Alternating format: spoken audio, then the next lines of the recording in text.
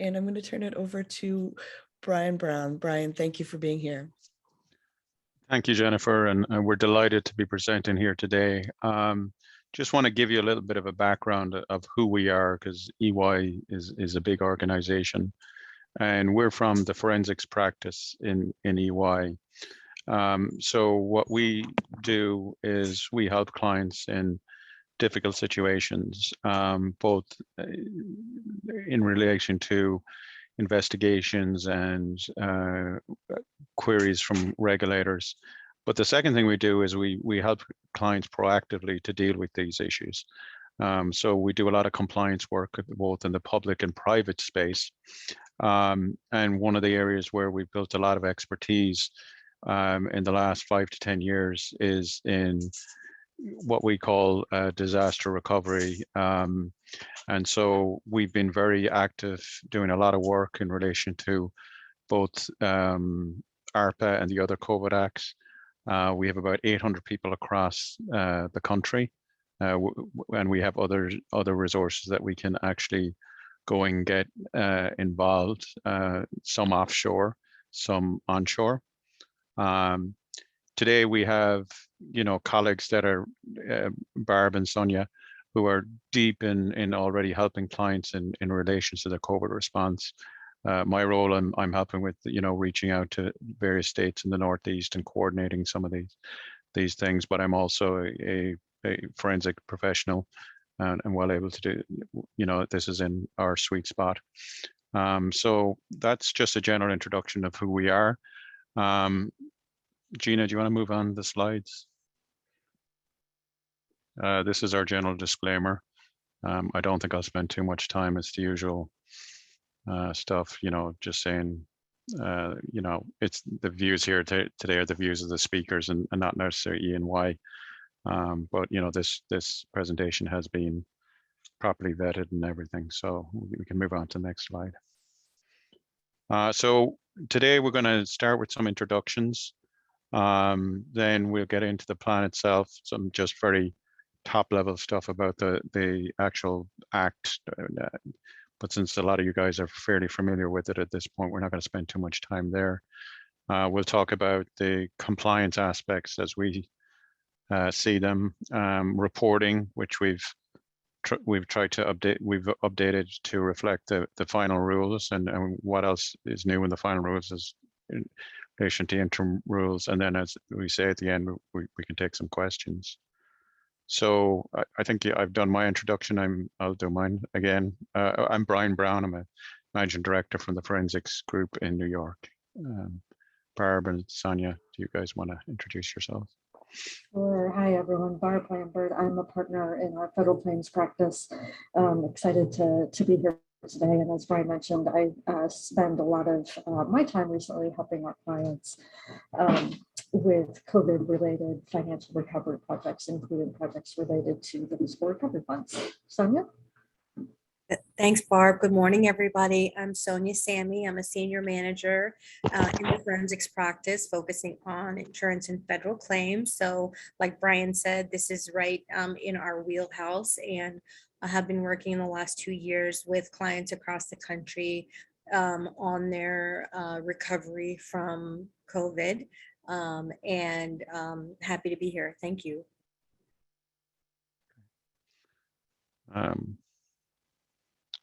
Yeah, if we can go on the next slide, please, Gina. So just this is the kind of top end of summary of what ARPA is.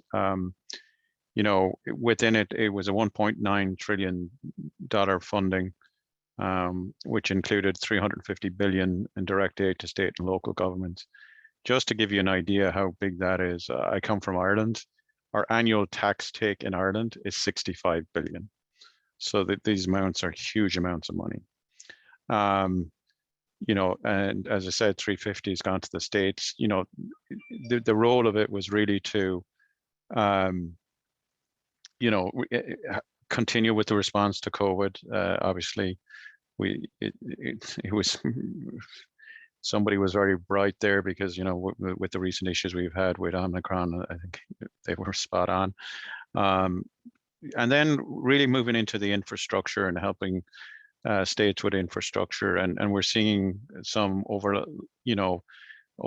No, I wouldn't say overlap, but some common infrastructure pieces between this and the Infrastructure Act itself that was recently passed. It's providing direct economic assistance to individuals that have been hard hit by the COVID economy, and then really helping small business again, an area that needs, small business is very important in the economy, and considering what they've just gone through, it's only right that's a focus. Do you want to move on? Thanks, Gina. So, the purpose, I think we said a lot of this here, just recently, really it's resources to turn the tide of the pandemic and then really help with, recovering the economy, the urgent needs around COVID-19, replacing lost revenue, obviously, because of the downturn in the economy, there was lost revenue in many areas. Supporting immediate economic needs for households and business, and then really trying to address some issues that have been contributed to the economic and health issues, and have highlighted some inequalities in our economy. So, Gina, if you want to move on. Key dates, not going to spend much time here, obviously. Costs beginning after March 3rd, 2021.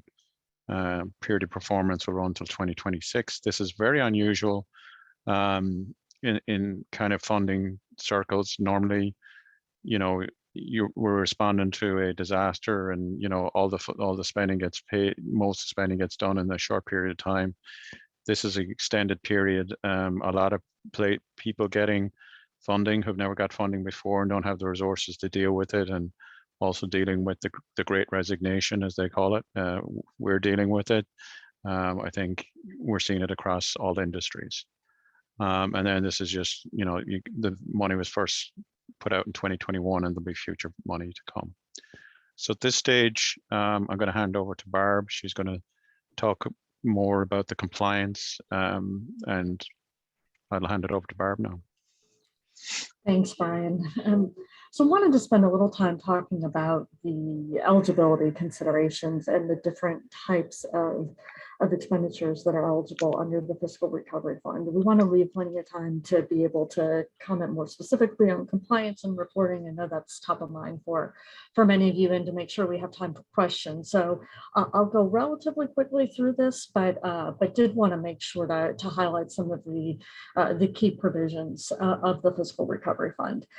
So as many of you may be aware, Treasury issued the final rule on January 6th, just over 2 weeks ago, which gave some great weekend reading for many of us in the grants management world to go through the 400 plus pages of the guidance. Up until that point, as you likely know, we've been operating under the interim final rule, which was released back in May. That was open for public comment for quite some time. Treasury got a very large number of comments. I believe over 1,000 individual comments were received, and the result of that is the final rule that we just received. The final rule is effective as of April of 2022, so a couple months from now. Up until that point, it is still permissible to rely on the interim final rule, but you can also choose to early adopt.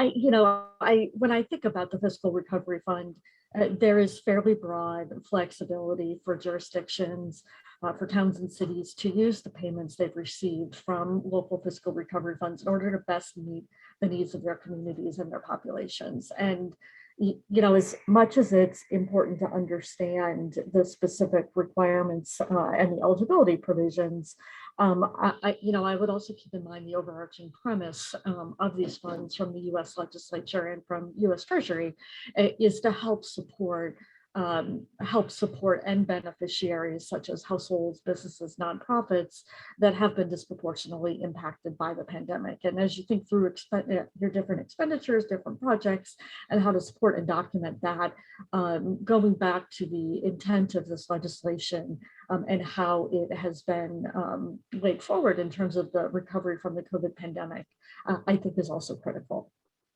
On the next slide, have laid forth the key areas for eligible uses for the fiscal recovery funds. And I think, looking through these, the kind of the 4 key expenditure type of areas are the public health expenditures, negative net economic impacts, broadband infrastructure, and water and sewer infrastructure. There is also, of course, the opportunity to use local fiscal recovery funds on lost public sector revenue. And I'll go into that a bit further in a couple slides. And that's something that has had some developments with respect to the issuance of the final rule, and something that I think is top of mind for many. So prior to the issuance of the final rule, Treasury had issued what they referred to as a non-exhaustive list of programs or services that were eligible for responding to the public health emergency, and examples of programs for the negative economic impacts category. And you can find those on the Treasury website, and there's also, of course, examples that are sprinkled throughout the final rule. I would encourage, as you think through different projects you may do in your jurisdiction, keep in mind those examples. The clearest way to help support the eligibility of a particular project or expenditure is, of course, if it's an area that has been specifically highlighted by Treasury as an example in the guidance. Of course, there are many others that are possible out there. It's not an exhaustive list, but it is something to keep in mind as it evolves. Let's move through to the next slide, please, Gina. So in terms of this first category and public health expenditures, this is an area I think we're all familiar with, that has been kind of core to the pandemic since the start, and covers many of the key areas that we think of as COVID related. Spending on vaccination programs, costs to provide COVID-19 testing and monitoring, contact tracing, PPE, the types of expenditures that are really central to COVID-19. And these are areas that many of you, if you received coronavirus relief funds, as a subrecipient or potentially as a direct recipient, are areas that you may have included as those types of expenditures as well, or potentially if you have considered a FEMA claim. Some of these expenditures are the types of expenditures like PPE that potentially could also be submitted on the FEMA side. It is important, I think, in this category, more so than some of the others, to make sure there's clear traceability of the funding source that's being allocated to particular expenditures, to avoid the potential for duplication of benefits. I'd say that's a key focus area for many of the jurisdictions that we're working with when they consider the different types of public health emergency expenditures. So to talk about some examples under negative economic impacts. The examples of the types of expenditures you see in this area would be things such as assistance to unemployed workers, assistance to households, or small businesses facing negative economic impacts. So things like food assistance, rent, mortgage, utility. On the small business side, maybe different support to help them with COVID-19 prevention, mitigation tactics. Also under this bucket, and you may have considered this as well in your particular jurisdiction, rehiring different public sector staff that may have been let go as part of the pandemic. In this area, you can, when you're looking at negative economic impacts, also consider whether a particular geographic area, such as a qualified census tract, would be deemed disproportionately impacted just by the nature of the area in and of itself. So things when you're looking at a QCT, how you could help communities have access to health and social services, addressing housing insecurity, those types of core human services areas. On the next slide, and Gina, if you don't mind switching over, thank you. I would, in these types of buckets, the public health emergency, negative economic impact, I think it's really important to consider what the connection is between the economic harm and the overall COVID-19 public health emergency. I would also note with respect to public health emergency expenditures, and overall, that the use of fiscal recovery funds is generally forward-looking and relating to costs that are incurred beginning on March 3rd of 2021. However, when you're thinking about assistance to households and businesses that have been impacted, you can provide support to those that have experienced harm prior to March of 2021, as long as the expenditure that's being made on the jurisdiction side from the public sector side is after March of 2021.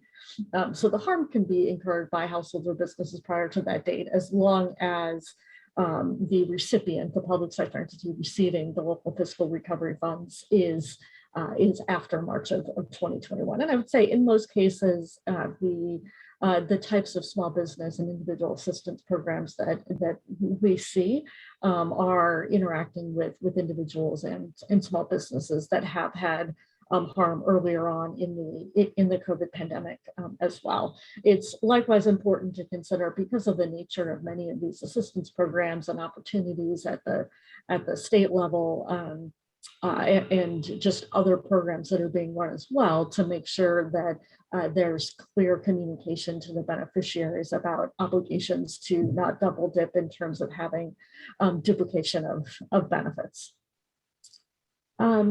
Next slide, please, Gina. I think the revenue loss is really an area that is top of mind for many right now. And revenue loss is really a key difference between the fiscal recovery funds as part of the American Rescue Plan Act. And if we go back to the early days of the pandemic and the CARES Act and the public sector funding that was part of that original legislation, the coronavirus relief funding, CRF, one of the main differences in eligible uses under the fiscal recovery fund is about revenue loss. And there was a lot of feedback that was given to US congressional leaders after the original CARES Act about the needs at a jurisdictional level to address the concerns that were coming from revenue loss. And so this was put into place with the fiscal recovery funds. This is also one of the notable changes from the interim final rule to the final rule that was released on January 6th, in an area that's gathered a lot of attention. And specifically, the final rule offers a standard allowance for revenue loss up to $10 million. So that means as a jurisdiction, you can select between this standard amount of revenue loss, the $10 million, or you can complete a full revenue loss calculation to support presumably a potential amount greater than that. You can either select the standard allowance, or you can go through and support a greater amount through the calculation. Under this option, Treasury is essentially presuming that 10 million in revenue has been lost due to the public health emergency. And as a recipient, you're allowed to elect that to fund up to 10 million in government services. In many cases, for smaller jurisdictions, it could be that your full award amount would be allocated towards revenue replacement if your award is in that neighborhood. You could not, of course, if your award was less than 10 million, this doesn't increase your ultimate award. It's just dealing with the allocation of part of your award up to the full amount that you received.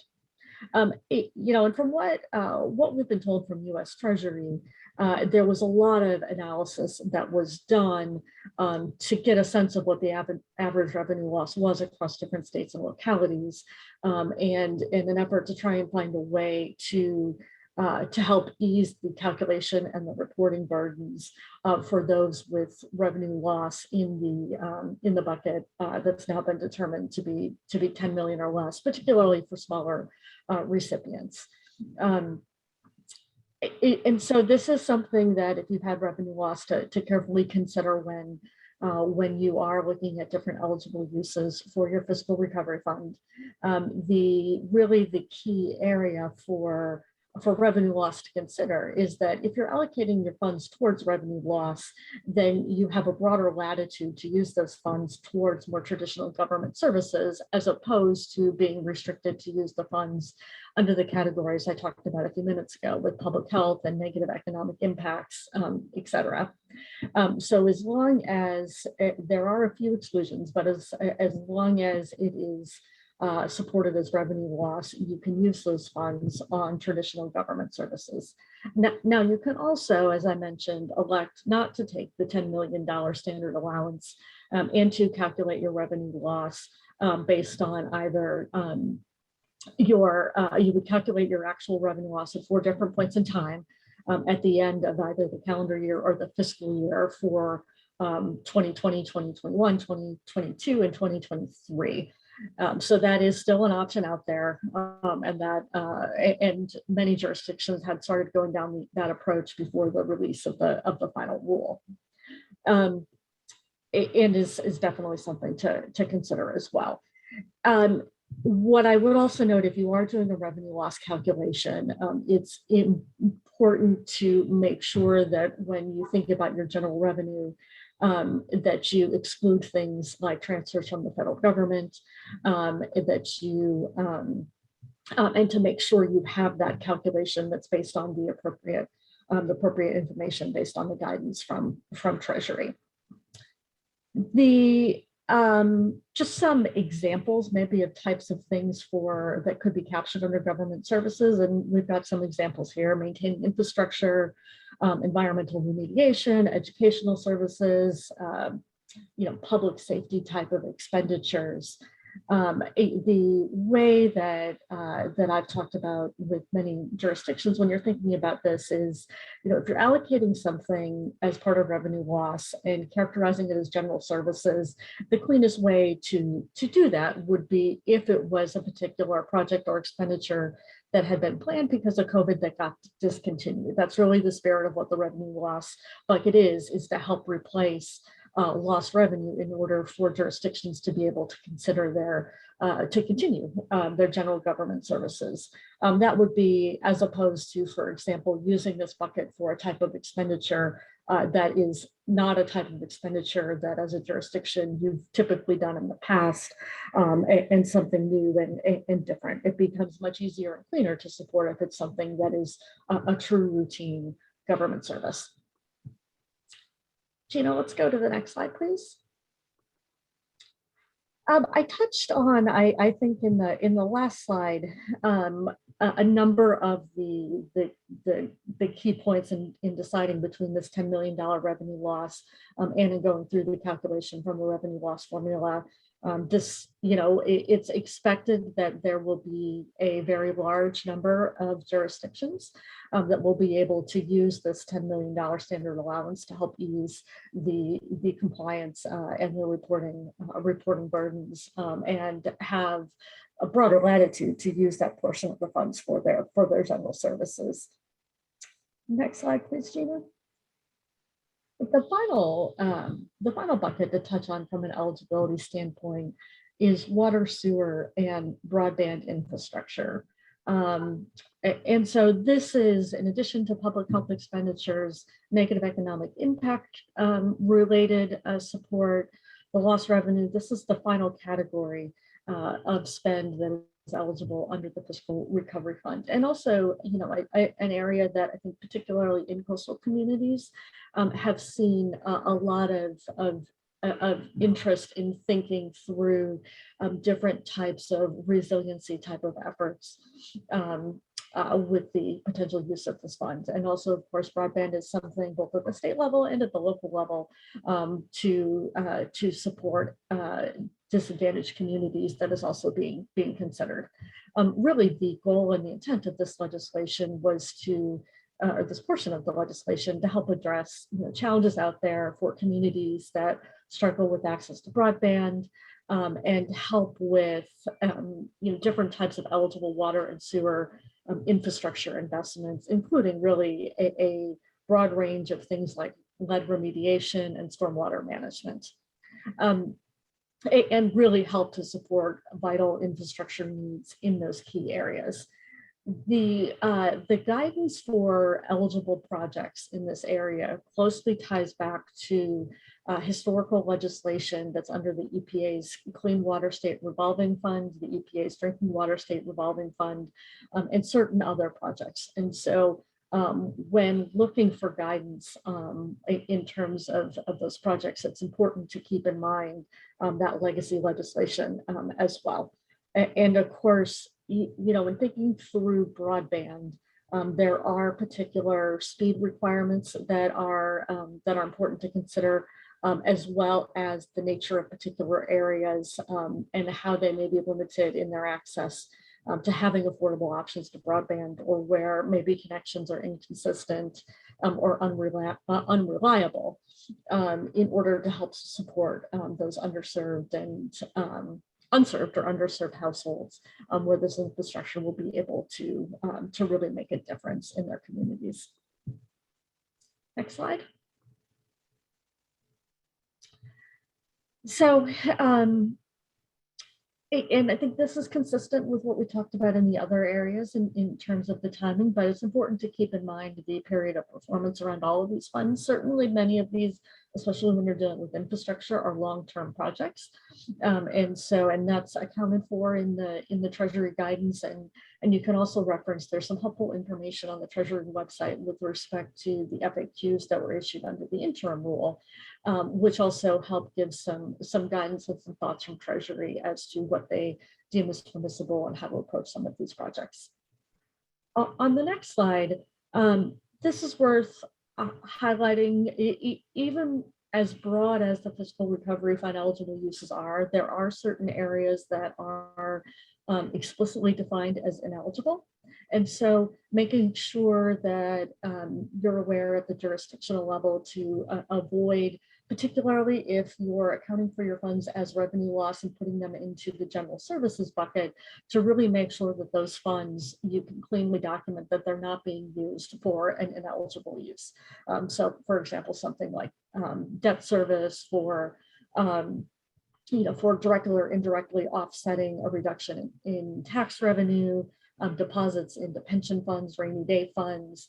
The cleaner that you can document that the funds are being used for an appropriate use and not going into one of these buckets, particularly, as I said, if you're dealing with the revenue loss bucket, I think is very important. And to generally make sure that the activity and the eligible projects that are being considered are consistent with the purpose and the intent of the legislation and the documentation. There can never be, and Sonia will touch on this further as well, there can never be too much documentation. It will be years down the road as audits will play out, and OIG may or may not come knocking on the door to look into these types of eligibility issues, and having the clear documentation, particularly when with future turnover and staff and things that may occur, will really help down the road make sure that that the files are as audit ready as possible. Next slide. All right, Sonia, I'll turn it over to you. Absolutely. Thanks, Barb. Okay, so everybody's favorite section, reporting and compliance, right? I'm sure this is top of mind for all of you as you're probably being infused with a fair or sizable amount of money. And, the questions besides how do we spend this is how do we not get ourselves in a position to have to be subject to scrutiny and to give any of this money back. So, there are literally billions, if not trillions of dollars out there, but billions in this particular fiscal recovery fund. And, the broad question is, how are you staying compliant? So it's probably worth some time upfront as you're planning these projects to think about compliance and reporting. All right, Gina, let's go to the next slide. So what you need to know is that it is your responsibility to confirm that your funds are being used in the proper way, right? It is not, the buck doesn't pass anywhere, right? You're receiving the money, and even if you subaward that money out or give it to a vendor, contractor, however you decide to use it, the responsibility is still yours to ensure that you are using the money for eligible purposes. So you just want to be really cognizant that the responsibility does lie with you. And then that poses a challenge too, right? Because the entire point of of ARPA is to get the money out the door quickly. So you're kind of getting this messaging like, you know, get the funds out the door, get it to the people who need it the most. So you're going to have to spend a little time balancing. Apologize, that's a real phone in my house. Balancing between getting the money out the door quickly and making sure that your costs are eligible. So you do probably want to spend a little bit time there looking at the final rule, interim rule, if you're spending money before April, to ensure that your costs are within the eligible guidelines. And as Barb was saying, there are quite a broad spectrum of ways you can use the money. So that's a challenge for you guys to kind of make sure you're getting the money out the door in a way that's useful to people who are struggling now, and also staying in compliance.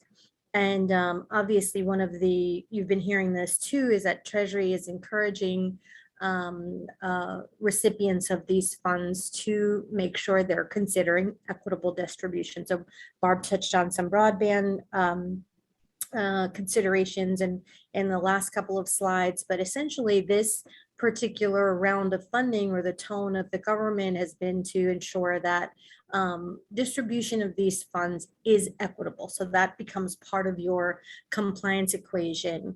One of the things that we haven't seen in its full and final form is how equitable distribution will be reported on as these projects move forward. But I think it is fair to say that the federal government will be looking to see that you distributed the funds, or at least you took steps to ensure that funds were distributed equitably throughout your jurisdictions. So those are some of the overarching principles of kind of what you need to keep in mind as you start to think about how you're going to spend these funds. Okay, next slide, please, Gina.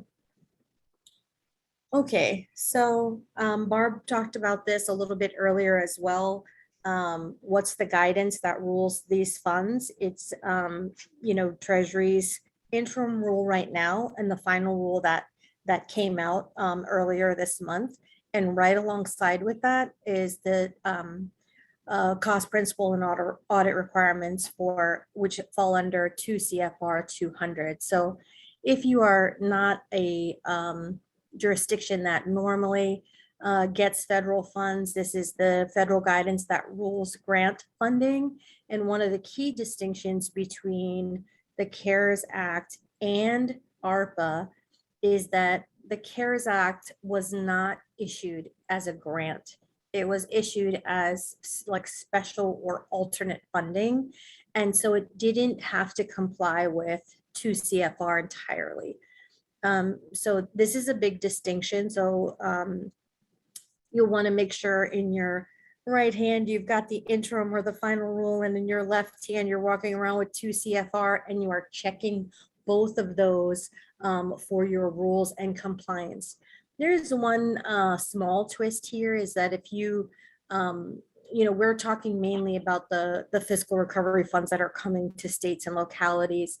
You may be getting funds through other sections of ARPA, and you just want to be cognizant that there are other rules that do apply if you are getting funds outside of the fiscal recovery funds portion. But for the purposes of this conversation, those are your two ruling guiding documents. And another thing that's going to take some jurisdictions by surprise is the single audit. So if you receive over $750 $1,000 in federal awards in one fiscal year, you are subject to a single audit every year that you get that money. And that goes to your subrecipients too. So if you decide to take a portion of your money and you decide to award it out in a dollar value that is over $750,000, that entity that you award to, whether it's a nonprofit, will be subject to a single audit. And who can have oversight over you? Treasury, of course, who's the grant maker in this case, the Government Accountability Office. And then there's a special committee that's been stood up called the Pandemic Response Accountability Committee, who also has jurisdiction to monitor these funds. Single audit is one way that they can monitor, and the federally prescribed way, but there can be other special audits that come out. You'll obviously be notified if they do. There's no indication right now that there would be other audits, but it's been known to happen, whether that's because there was some special activity in your jurisdiction or your state, or for any number of reasons, you could get an audit outside of the single audit. But to plan and prepare, you will definitely be getting the single audit if your award is over $750,000. So all that said, it's probably a good idea to make sure that you're checking for all the compliance issues before you start spending your money. Okay, Gina, we'll go to the next slide. Okay, so essentially allowable activities and costs. Recipients should review program requirements to determine and record eligible uses. Okay, so we've said that a few times. You've got to make sure first and foremost that you are working within the confines of how you are allowed to spend the money. That slide that Barb went over, the last slide she went over on ineligible uses, that's a pretty good place to start, knowing what you can't spend your money on. One of the things that is a little bit tricky about ARPA is that Treasury itself, the U.S. Department of Treasury, is not typically a grant-making agency, right? So they are not very well practiced in issuing grants.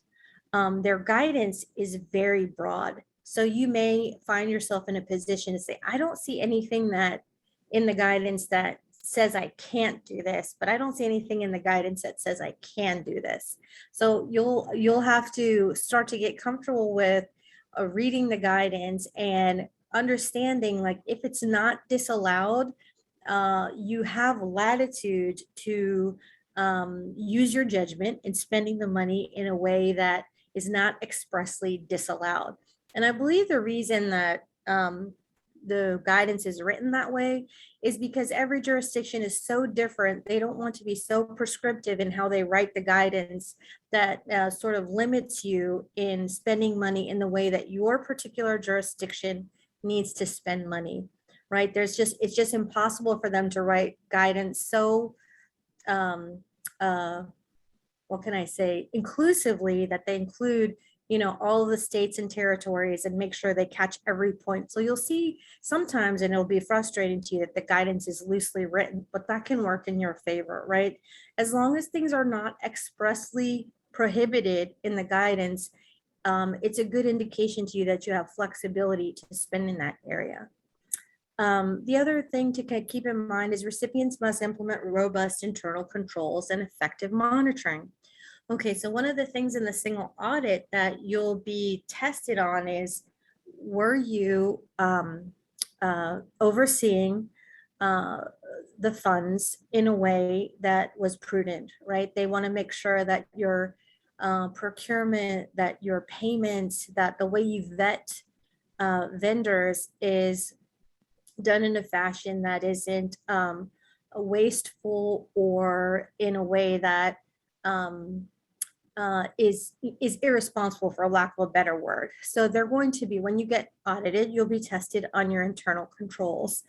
So you've got to show some thoughtful processes there. Things should be written out, and we'll get to that in a couple of slides. Treasury's interim final rule and guidance outlines the type of costs that are allowable, including certain audit and administrative costs. So you can use this funding to pay for M&A, management and administrative costs, and also to pay for your single audit preparations. And then procurement considerations. Any purchases of equipment or real property must be consistent with 2 CFR 200 subpart D. If your jurisdiction is getting into any kind of real property or in any kind of purchase of equipment, which a lot of folks are, you have to be familiar with that subpart, which talks about disposition of property, insuring of property, use of that property, use of equipment, that sort of thing. So if you are purchasing any real equipment or, any real property or any equipment, you want to make sure that you are going to that section of the guidance and that you're reading that, because some of that stuff isn't particularly intuitive. So just want to highlight that portion here. Recipients are responsible for verifying that any procurements or payments made under procurement contracts are consistent with 2 CFR. So 2 CFR, again, the federal guidance that regulates federal grants, is very specific about how you can procure, talking about competitive bidding, talking about the sole source and when you can use it and when you can't use it. Talking about micro purchases and suspension and debarment. So if you haven't already reviewed this section, I encourage you to review this section of 2 CFR because it is an easy place where your single audit can get you in trouble, and procurements are almost always looked at. And what we kind of have gleaned from the last 2 years is that this is an area that audits will likely be focused on because there is such a flood of money coming into jurisdictions that, the perception of how you spend your money and did you spend it responsibly is probably top of mind. We don't want to get in a position where anybody's making headlines for giving contracts out in a way that's not compliant with the rules. So this is a section that probably will affect everybody, since everybody's making purchases. Most likely everybody's making purchases. This is a section that everyone should read through to make sure that they understand what the federal rules are for procurement. And this is a bit of a tricky one as well, because you also will be tested against your city or town or state rules, depending on where your money is coming from. If your rules for your city or town are more stringent than the federal rules, then you'll be held to your city or town rules. For example, if your rules say that every purchase above $2,500 has to be competitively bid, and the federal rule says 5,000, you'll be tested against your city or town's rules. So this is one where you kind of have to pay attention to the differences between your local jurisdiction rules and the federal rules. At a minimum, you have to be compliant with the federal rules. But if your rules in your city or town are more restrictive, you will be held to those rules. That's one that you want to spend some time on, and making sure that you're compliant and you're reading through that section, and that you know your own city or town's rules, and you're taking a good look at them. Okay, Gina, we'll move on to the next slide.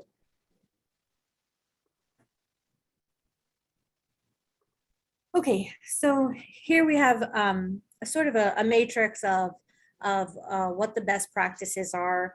You should have written policies and procedures in place. Sometimes smaller jurisdictions don't really formalize their policies and procedures. This is a good time for you to review those If you don't have them, or make sure you have at least some written policies and procedures in place, you will be asked to provide those when you go for a single audit. And here we're saying the description is it's a formal documentation of your policies and procedures. And an example here is documenting your procedures for worker eligibility for premium pay.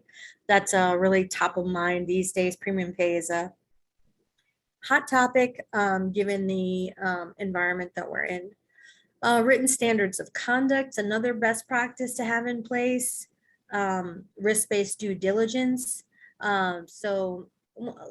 Written standards of conduct, I think that one's a little bit self-explanatory, but risk-based due diligence, I'll go over this a little bit.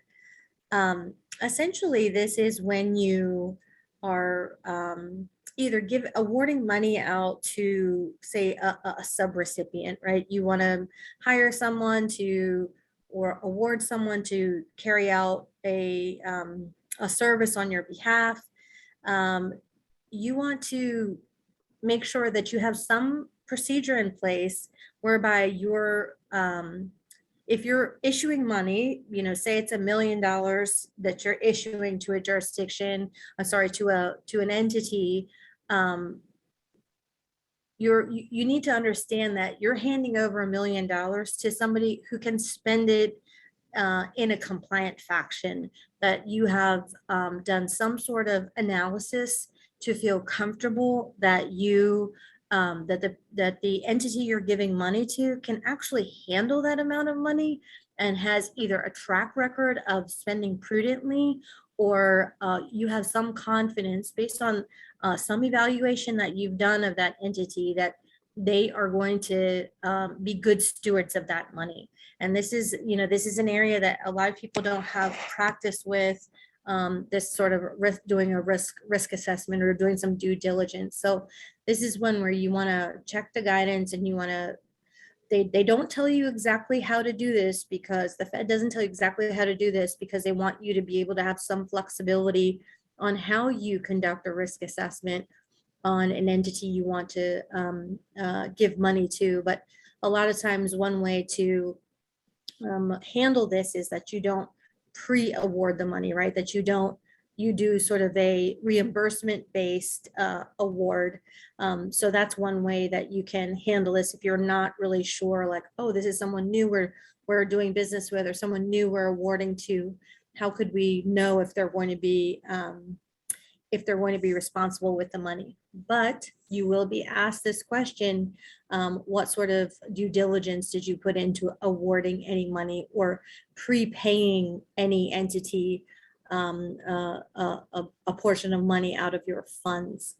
Then you've got risk-based compliance monitoring. So if you are a recipient, let me give an example of funds from Health and Human Services or from Federal Department of Education. You probably have undergone one of these risk-based compliance monitoring sessions. So essentially, if you're giving money out as a sub-award to a nonprofit or a local agency, you will also be asked to monitor them, to monitor their progress on the award that you've given them, to have some sort of reporting, and to ensure that the funds that you've given to someone are being spent in a prudent manner. So this is one that, again, a lot of jurisdictions don't have a lot of practice with, but it is a federal requirement. Then, of course, there's record maintenance and retention. So not only do you have to keep records, and federal guidance says that you keep records 3 years past the closing of the federal award period, or the last time the program was audited. So for example, if the award closes 2026 and you're audited on that program in 2027 or 2028, your 3-year marker starts from the last time you were audited. So not only do you have to keep your records, but anyone that you sub-award has to also keep their records. So you just want to make sure that A, you know the rule behind this, and B, that you are messaging that same rule to anyone you sub-award money to. And if we could go on to the next page, there's a few more here. Okay. Time frame, we've talked about that a couple of times now, right? You have a retroactive period of when you can spend this money starting March 3rd, 2021. And you've got a deadline of December 31st, 2024 to obligate that money, but then the expenses can be spent down through 2026. So you just want to make sure that you are well aware of your spending time frame, and so are your any subrecipients you may have. And then, of course, you want to pay attention to the reporting. Reporting must be consistent with the definition of expenditures pursuant to 2 CFR. So we can't talk about 2 CFR enough. And what Barb was saying earlier, you want to make sure you're documenting everything, that you're keeping really good records. If you don't have a good documentation system in place, you should probably look at that ahead of spending money or making awards to make sure that you're collecting all the documentation that you need. You want to make sure you're understanding single audit requirements. And again, well, that's that threshold of 750,000, and that you are at least taking a read on subpart F that talks about what you're going to be asked to produce in a single audit, because literally everyone is going to go through this audit. So it's worth your time to read through the section 2 CFR. The sections in 2 CFR aren't as long as the 400 odd final rule. So this is something you should be able to read and absorb, and it won't take months of your life. And then subrecipient monitoring, I touched on it in the previous slide. If you pass through money to another entity to, carry out some function that you would like them to do, you just have to be really sure that you've read all the requirements here, right? That you're doing a risk assessment, that you're establishing monitoring, that you're collecting documentation, that you're confident they're going to spend money in the right way and you're documenting that. Procurement will show up for them too, right? They have to make sure, because they're receiving federal awards, they also have to be compliant with federal rules. And likewise, you may be, the state may issue you money as well as a subrecipient in other portions of ARPA funding. They may give you funding as well outside of this fiscal recovery fund, where you might be a subrecipient. So you've got to be careful that you know which role you're in, and that you are paying attention to all of the guidance that goes around being monitored and monitoring yourself. Okay, we'll move on to the next slide from here. All right, just to recap the interim report, right? That was due when the funding first came out. So we're past that point now. The next big reporting for a lot of jurisdictions, January 31st. So just looming here ahead in the next few days. And then 30 days after the end of each quarter thereafter, there'll be a report due. What needs to be included must include information on all CSLFRF. Oh my God, that acronym. It gets me every time. Funded projects, expenditures, and project status, and the adopted budget.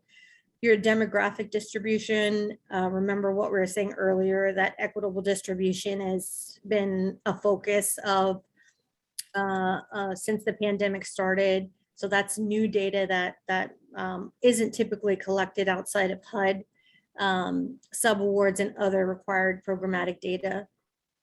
And then just a note here that requirements may differ for recipients with a population under 250,000 residents, which will likely affect a fair amount of folks.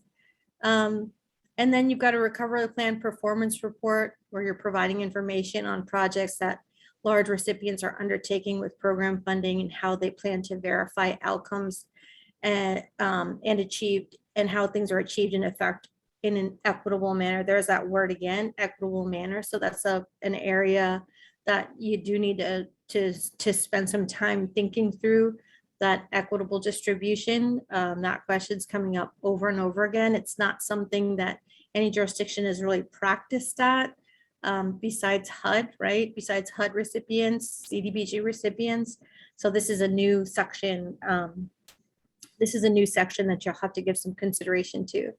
And the recovery plan performance report also includes key performance indicators, descriptions of funds used, efforts to promote equitable outcomes, and involve community engagement. So this is required for states, territories, and metropolitan cities with population exceeding 250,000 residents. So this won't affect everybody on this call. All right, Gina, if we can move on to the next slide. Okay, compliance and reporting risks, recruitment of funds, or our least favorite word here, clawbacks, right? This slide is discussing clawbacks, like under ARPA, failure to comply with the restriction on the use of funds may result in recruitment of funds, AKA may result in you having to pay money back to the Fed, right? And we are trying to avoid that at all costs. The whole point of this is to recover fiscally, not to give money back. So you just need to be cognizant that if you don't follow the rules, you will likely be asked to pay the money back. And this is a procedure under which Treasury might come back to you. Identification and notice, if somehow it comes to Treasury's attention that you haven't spent money in a way that is compliant with the rules, Treasury will identify those ineligible amounts, whether that's through a single audit, through some whistleblower action, could be any kind of monitoring. You'll get notice about this. Treasury may also consider other information provided by members of the public, right? So that is hotlines, whistleblowing, etc. If a violation is identified, Treasury will then provide you a written notice. A recipient may submit a request for reconsideration of any amounts identified. So if you disagree with Treasury and you think that you spent the money appropriately, you do have an opportunity to ask them to reconsider if you are asked to pay money back. And then repayment, if Treasury finds that you spent money in an ineligible way, those amounts, generally, I've never seen a case where they say, never mind, you don't have to pay it. Those amounts do have to be paid back.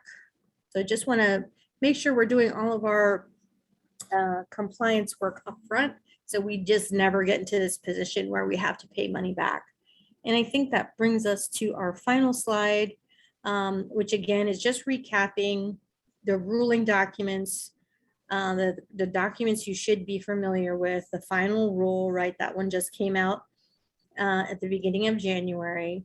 There is also a fairly robust FAQ page that Treasury has put out. So you just want to make sure you're familiar with that, because a lot of times if you have a question, so does somebody else, and it's likely made it into the frequently asked questions section of Treasury's website, and then Treasury's compliance and reporting guidance.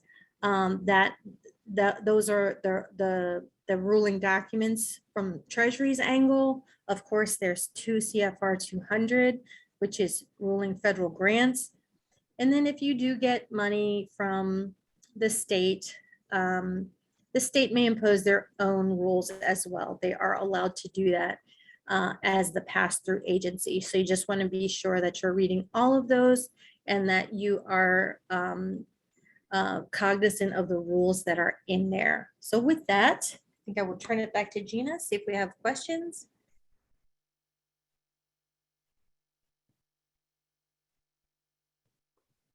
Thank you for the questions in the chat. good. But if people do have questions, my contact information is on the screen. You can absolutely feel free to reach out to me. And I think, Jennifer, we will be distributing the slides to everyone as well. So you'll get that as a follow-up email.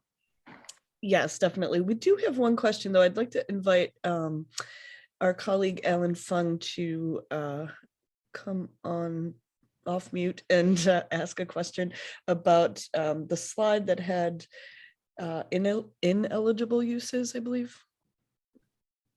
Yeah, hi, I'm not sure if this is a Bob question or a Sonia question, but on the ineligible uses, I know you listed that first one on the net reduction in tax revenue or delay, tax increases.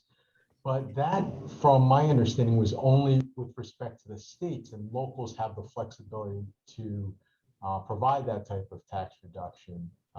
Did I miss something in the new update on the final rule?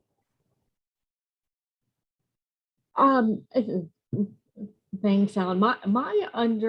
If I recall, and we're happy to go back and take a look at this and follow up with you separately.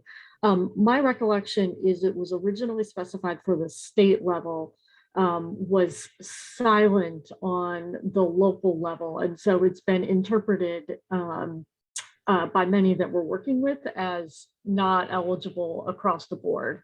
But happy to, I have not had to look at that in the last week or two. So happy to go take a look at that and follow up with you separately, Alan. No, I appreciate that, because a lot of my clients are looking at it on the opposite way, because it was silent and it specifically said on the state. So love to hear from you. Yeah, absolutely. Sonia and I we'll take that back and if you can maybe make sure, Alan, that I think Gina's contact information was on the slide, that maybe just send her a quick note so we make sure we have your contact information. Sure, absolutely. That'd be great. Thanks, Alan. I'll do that. Thank you. And I'm sure that's a question that everyone will want the answers to, so we can report that back out when we do hear a final determination. Let's see if there's any other questions in the chat. No. All right, I'm going to do last call for questions. All right. Well, I would love if you do think of any questions, and certainly invite you to email Gina directly, or if you find out any information, we can certainly recircle back any new information out to the group as we try to do these calls quite frequently. I'd like to thank our presenters today from EY, Barb and Sonia and Brian and Gina, for a great informative presentation. And with that, I will distribute, make sure everyone gets the slides, and this is recorded, as I said, so we will also be uploading to our YouTube channel and distributing that link so that you can either review or share it with your colleagues. All right, thanks everyone, we appreciate it. Have a good day. Thank you. Thank you. Thank you. Bye. Thank you.